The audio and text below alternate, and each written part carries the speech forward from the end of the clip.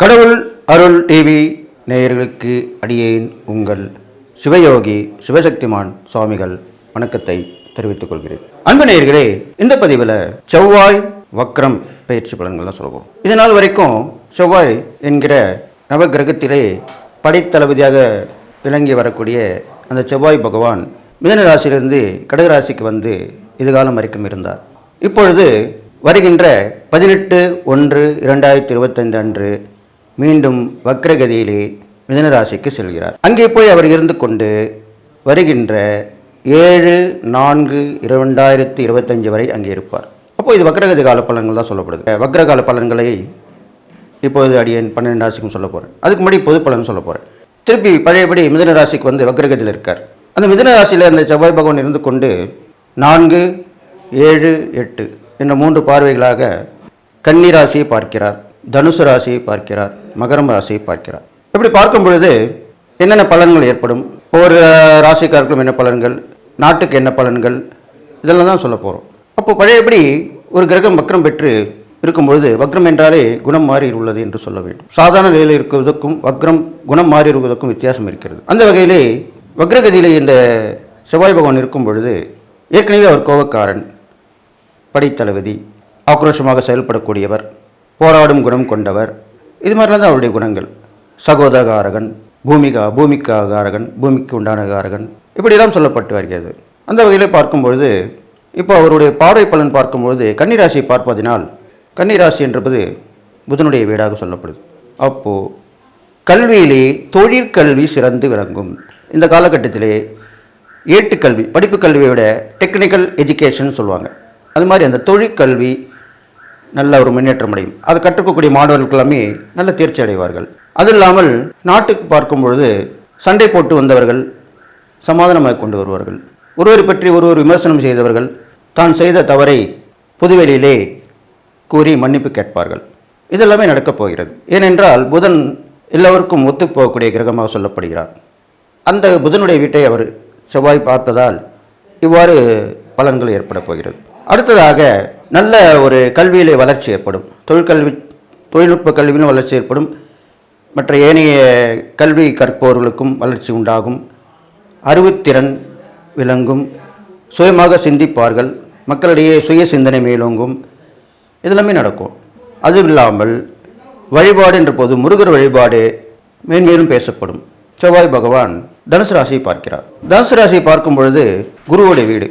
குருவுடைய வீடு என்ற பொழுது செவ்வாய் இராணுவம், காவல்துறை எல்லாற்றுக்கும் உரியவராக சொல்லக்கூடிய கிரகமாக விளங்கப்படுகிறார். அந்த வகையில் பார்க்கும் பொழுது காவல்துறையிலே உயர் அதிகாரத்தில் இருப்பவர்கள் நன்கு நிர்வாகம் செய்து தீய பழக்கவழக்கங்களை தடுத்து நிறுத்தி தீயவர்களை கண்டுபிடித்து அதற்குரிய தண்டனை கொடுத்து அவர்கள் அவ்வாறு செய்ய அடுத்த தடவை அவர்கள் செய்யாமல் இருக்கக்கூடிய வகையிலே அந்த தண்டனை கிடைத்து மனம் மாறி திருந்துவார்கள். அடுத்ததாக இராணுவத்திலே உயர் அதிகாரிகள், இராணுவத்தில் உள்ள உயர் அதிகாரிகள், நிர்வாகத்தில் உள்ளவர்கள், அவருடைய வழிகாட்டுதலின்படி நம் நாட்டை பாதுகாக்கக்கூடிய திறன்கள் மேலோங்கும். இதெல்லாமே இந்த குருவுடைய வீட்டை பார்ப்பதனால் நடக்கக்கூடிய விஷயங்களா இருக்கும். ஏனென்றால் செவ்வாய் பகவான் நீண்ட நாட்களாக அங்கே இருக்க போகிறார்.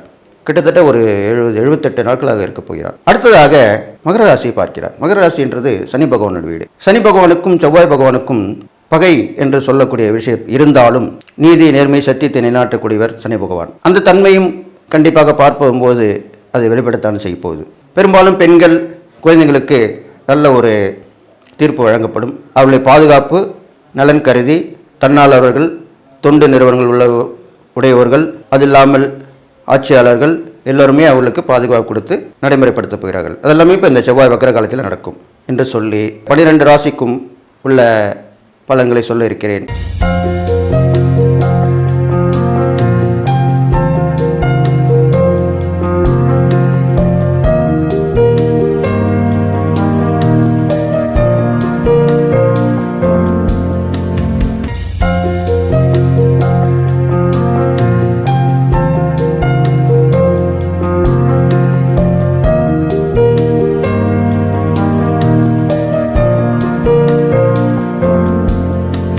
மேசராசிக்காரங்க சொல்ல போகிறேன்.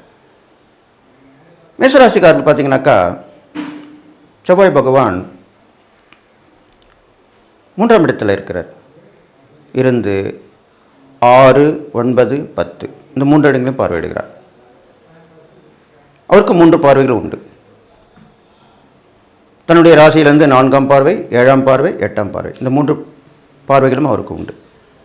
அந்த வகையில் இப்பொழுது மேசராசிக்காரர்கள் பார்க்கும்போது செவ்வாய் 3ஆம் இடத்தில் இருப்பது மிகவும் நல்ல ஒரு விஷயமாக சொல்லப்படுகிறது. சகோதர ஸ்தானம், இளைய சகோதர ஸ்தானம் சொல்லலாம். அது இல்லாமல் வீரியம், வெற்றி, சிறு சிறு விபத்துகள் கொடுப்பது, இதெல்லாமே சொல்லக்கூடிய தைரியம், இதெல்லாமே சொல்லக்கூடிய ஸ்தானங்களாக விளங்குகிறது. பெரும்பாலும் பாப கிரகங்கள் 3, 6, 11 இருப்பது நல்லது. அந்த வகையில் 3ஆம் இடத்தில் இந்த செவ்வாய் பகவான் இருப்பது மேசராசிகள், அதுவும் ராசி அதிபதி, உங்கள் ராசிக்கு அதிபதி அவர் இருப்பது ரொம்ப விசேஷமான பலனாக சொல்லப்பட்டிருக்கு. இளைய சகோதரர் மூலம் உங்களுக்கு லாபங்கள் கிடைக்கும், உதவி ஒத்தாசைகள் கிடைக்கும், தைரியம், தன்னம்பிக்கை அது மூலியமாக ஏற்பட்டு இதெல்லாம் வரைக்கும் கொஞ்சம் சோர்வாக இருந்திருப்பீங்க, சுறுசுறுப்பு குறைஞ்சிருக்கும். அதெல்லாமே இப்போ எல்லாம் திருப்பி வந்துடும். உங்களுக்கு மீண்டும் புத்துயிர் பெற்று எழுந்து சாதனை புரிவீர்கள். நிறைய வேலை எடுத்து போட்டு செய்வீங்க. அடுத்ததாக பார்த்தீங்கன்னாக்கா உங்களுடைய 6ஆம் இடத்தை பார்ப்பதனால உத்தியோகத்தில் இல்லாதவங்களுக்கு எல்லாமே உத்தியோகம் இப்போ கிடைக்கும். அது ஒரு நல்ல உத்தியோகம் அமையும், அதுக்குண்டான வருமானங்கள் கிடைக்கும், உத்தியோக உயர்வு எல்லாமே கிடைக்கும். கடன் இருந்ததுன்னா அது கொஞ்சம் தீர்ந்து வழி பிறக்கும், கடன் தீர வழி பிறக்கும். வழக்குகள் எல்லாமே நல்ல நிலைமைக்கு முடிவுக்கு வர மாதிரி தான் அமையப்போகுது. உடம்புல நோய் நொடிகளும் அவ்வளோ பெருசாக வரப்போகிறதில்ல. வந்ததும் தெரியாமல் போனதும் தெரியாமல் போயிடும். உடல் ஆரோக்கியம் மேம்படும். இப்படி தான் இருக்க போகுது. அடுத்ததாக உங்களுடைய தகப்பன் ஸ்தானத்தில் பார்க்குறார், 9ஆம் இடத்தை பார்க்குறார். அப்பொழுது தந்தையார் வழியில் சிறு சிறு மனஸ்தாபங்கள் ஏற்படும். வீண் சண்டை வம்பு வழக்குகள் தான், அதெல்லாமே சரியாக போயிடும். அது இல்லாமல் பிரார்த்தனை, வேண்டுதல்கள் அப்படி எல்லாமே இருந்திருந்தால் அதை நிறைவேற்றிக்கலாம் நீங்கள். அது இல்லாமல் உங்களுடைய 10ஆம் இடத்தை பார்ப்பதனாலும் தொழில், வியாபாரம் இதெல்லாமே விருத்தியாகிறதுக்கு வாய்ப்புகள் இருக்குது. தொழில் முன்னேற்ற முயற்சி கிடைக்கும், வியாபாரத்தில் விஸ்தரிப்பு செய்வீங்க, டெவலப்மெண்ட் சொல்லுவாங்க. அப்போது அதுக்குண்டான வருவாய்கள் வரத்தானே செய்யும். இதெல்லாமே நடக்க போகுது. போட்டி பந்தயங்களை கலந்துக்கிட்டு அது மூலிமா வெற்றி பெற போகிறீங்க. இதெல்லாமே நடக்கும். இந்த மாதிரி இந்த மேசராசிக்காரங்களுக்கு இந்த செவ்வாய் வக்ரகதி பலன்கள் நடக்க போகுது. அப்போ இந்த செவ்வாய்க்கு நீங்கள் என்ன வழிபாடு செய்யணும்னா, ஒவ்வொரு செவ்வாய்க்கிழமை மாலை வேளையில் நவகிரகத்தில் இருக்கிற செவ்வாய் பகவானுக்கு வசதி வாய்ப்புகள் இருந்தால் அபிஷேகம் செய்து ஆராதனை செய்யலாம். இல்லை என்றால் ஒரு ஆரத்தி மட்டும் கூட எடுத்துக்கலாம். அவருக்கு உரிய சிகப்பு ஆடை அணிவித்து துவரை தானம் அளிக்கலாம், அல்லது துவரை சுண்டல் செய்து விநியோகம் பண்ணலாம். அந்த துவரையை தங்கள் கைகளால் வைத்து 9 விளக்குகள் போட்டு வர வேண்டும். பெரும்பாலும் மாலை வேலை பண்ணுவது தான் பரிகாரத்துக்கு உகந்த நேரமாக சொல்லப்பட்டிருக்கு. அது மாதிரி பண்ணிட்டு வரலாம்.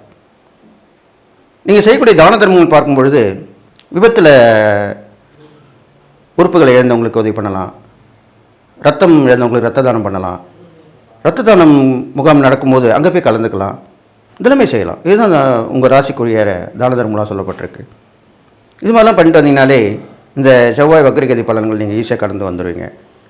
பெரும்பாலும் உங்கள் செவ்வாய் நல்லது தான் செய்வார். உங்கள் ராசியாக இருக்கிறனால நல்லது தான் செய்ய போகிறார். அது இல்லாமல் சகோதர ஒற்றுமை உறுதியாகும். இது வரைக்கும் சண்டை சச்சரவு போட்டிருப்பீங்க, அண்ணன் தம்பியாக இருக்கலாம், அக்கா தங்கச்சியாக இருக்கலாம், அவங்க எல்லாமே ஒற்றுமையாக இருப்பாங்க. எல்லோரும் ஒன்றிணைந்து செய்வீங்க. எந்த ஒரு விஷயத்துலையும் முழு ஈடுபாட்டோடு அதை செஞ்சு நல்ல நிலைமை கொண்டு வர போகிறீங்க. இது மாதிரிலாம் நடக்க போகுது. அதனால் இந்த செவ்வாய் வக்ரகதி பலன் ரொம்ப விசேஷமாக தான் மேசராசிக்கு சொல்லப்பட்டிருக்கு அப்படின்னு சொல்லிட்டு நான் சொன்ன இந்த இறை பரிகார தானமெல்லாம் பண்ணிட்டு வந்தீங்கனாலே கண்டிப்பாக அந்த செவ்வாய் பகவானுடைய அருள் கிடைத்து நீங்கள் எல்லா நாளும் பெற்று வாழ போகிறீங்க. இது இல்லாமல் செவ்வாயுடைய அதிதேவதையாக முருகப்பெருமாள் வழங்கி வருகிறார்.